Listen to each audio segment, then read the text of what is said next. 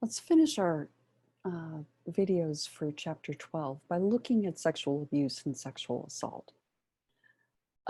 These are issues affecting about 25% of women and about 10% of men. You're going to see different estimates. In part, people are not very good at disclosing their history of sexual assault. And so it becomes more difficult for us to conclude what's going on. Not everyone is at risk in terms of sexual abuse. They're at increased risk of abuse when in a foster step family or adoptive family, presumably because the nature of that relationship protects, of a birth relationship, protects the child. They're at increased risk of abuse when there's marital discord or domestic violence. And so that violence spills over onto other members of the family. They're at lower risk when they're bright, receiving social support from others. Social support is one of those big factors that we're going to talk about throughout. Receiving therapy, which helps them to problem solve and also provide social support. When they were better adjusted before the abuse, unfortunately, people with poorer adjustment before a trauma tend to do more poorly, perhaps because they don't have the coping skills that other people might have. And when they receive a positive response from others following the disclosure, they're at lower risk. So there are a number of different kinds of concerns that people who have been victimized have. They fear negative reactions, from others, particularly from people who are important to them. They often blame themselves, have difficulty knowing what services are available, are afraid that they're not going to be treated sensitively, are skeptical that disclosures can be healing. They perceive the disclosures as embarrassing, may question whether it's sufficient to qualify as assault, and question themselves and their experiences. So if they are questioning themselves, it's going to be more difficult for them to get the kind of help that they need. This looks like our ABC model from before, although we're calling it different things. So what's happening in this situation? What's the person's beliefs about the situation? And that impacts their emotions, their behaviors, and what their body is doing here. So if, for example,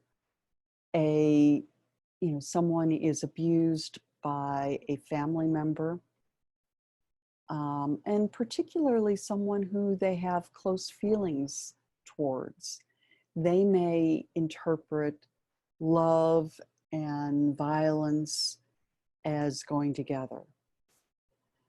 They may perceive themselves as only being a sexual being, and that's where their only worth comes from. So part of what we want to do is pay attention to that person's interpretation of what's going on, their sense of meaning. If they're able instead to say, that person's crazy, it's not about me, it's about them, then we're going to see fewer problems. So let's talk about this in terms of the relationship triangle.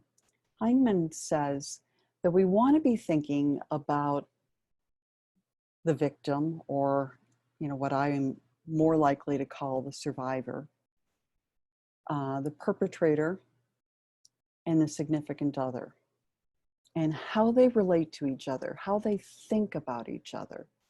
makes a big difference in terms of what happens. So here's a negative outcome. In this situation, the significant others look at the person who was assaulted and says, you were bad. You did something wrong. It's all about you. And the significant other looks at the perpetrator, who both the significant other and the victim both liked. So let's say that grandfather in this situation victimized a grandchild. And both mom and the grandchild love grandfather. But, you know, and so what does the grandchild think about the cause of the abuse? Is it about me or is it about you? And if mom is also blaming of the grandchild or sends grandchild back to grandpa's house for more babysitting, then that can be more traumatic. So what I think we need to do is be part of the solution. Most people disclose to family and friends, and they generally prefer disclosing to family and friends rather than a formal caregiver like a therapist. However, not all disclosures are positive. So those negative disclosures often lead to withdrawal and a variety of negative outcomes. So unfortunately, many supporters feel overwhelmed in talking about abuse and incompetent. And so they may not feel like they have the skills to be a good listener. And as a result, they engage in a variety of negative behaviors. They blame the victim. Maybe they see the victim as broken in some way, too fragile to talk about things, too fragile to go to the police, too fragile to go to therapy. Maybe talking to family doesn't help the victim get help. Maybe the family and friends respond by saying, that's just the way our family is, or maybe they don't believe them or somehow dismiss their concerns. And maybe they say, I can't do anything. You need to go talk to somebody else. And while your job is not to be a good therapist, listening and being supportive is, something very positive that you can do.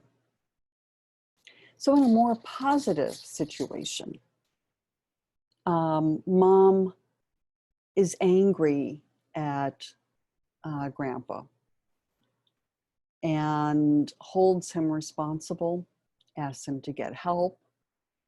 And the victim is able to also look at grandpa and say, grandpa has dementia.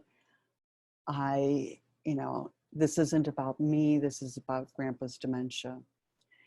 And mom is very supportive of her child.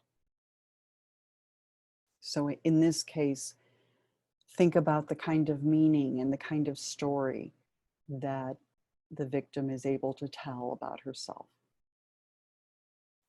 So things we can do that can be helpful include listening sensitively, perceiving the person's needs and responding to them, and actually listening to that person's concerns. I think even if we're not talking to a specific person, we can learn to say no when we mean it and hear no when our partner says so. We can listen, believe, and support. We can empower rather than seeing the person as broken. And we can all contribute to creating a culture that's safe, respectful, encouraging of active listening, doesn't use power to win, and sees other people as people rather than as objects. If you need help, make sure that you're reaching out, whether it's to me, to the counseling center, to someone in your family or friends who is helpful. There is help, and take care.